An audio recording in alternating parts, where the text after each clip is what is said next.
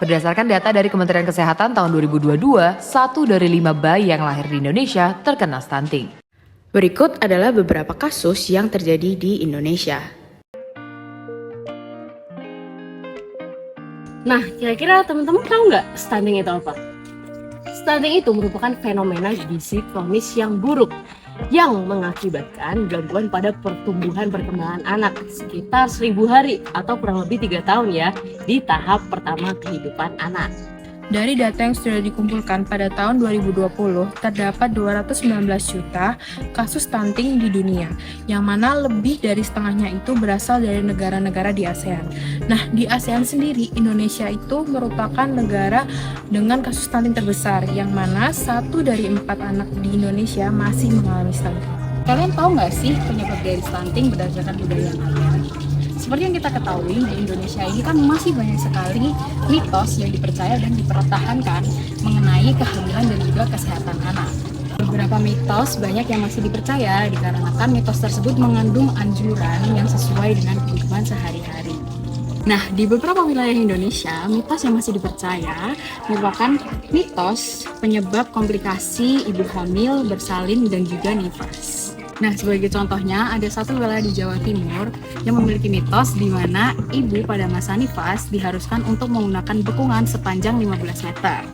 Nah, bekungan tersebut digunakan sebagai penutup perut agar perut ibu yang mengalami pada masa itu tidak bergelambir dan tidak buncit. Padahal menurut medis, menggunakan bekungan pada masa nifas dapat mengakibatkan peredaran darah yang tidak lancar dan menyebabkan varises pada ibu di masa nifas tersebut. Selain mitos itu, masih terdapat mitos mengenai makanan yang tidak boleh dikonsumsi pada masa kehamilan, seperti udang, di mana udang dapat menyebabkan persalinan akan lama. Kemudian makanan lain seperti durian, mentimun, dan juga nanas akan menyebabkan keputusan. Anak yang mengalami stunting akan berkembang menjadi disfungsi psikososial, seperti kurangnya percaya diri, sulit beradaptasi, mudah merasa cemas, rentan depresi, dan juga hiperaktif. Psikososial adalah gambaran hubungan antara kondisi sosial seseorang dengan kesehatan mental dan emosionalnya. Nah, psikososial sendiri berasal dari kata psiko dan juga sosial. Psiko mengacu pada aspek psikologis individu, seperti perasaan dan perilaku. Sementara, sosial mengacu pada hubungan individu dengan kehidupan di luar atau dengan lingkungannya.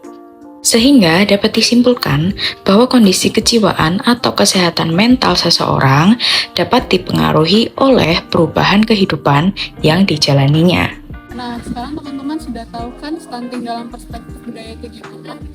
Ayo cegah stunting dengan lebih selektif terhadap informasi mengenai kesehatan sehingga tercipta generasi yang sehat secara fisik dan mental.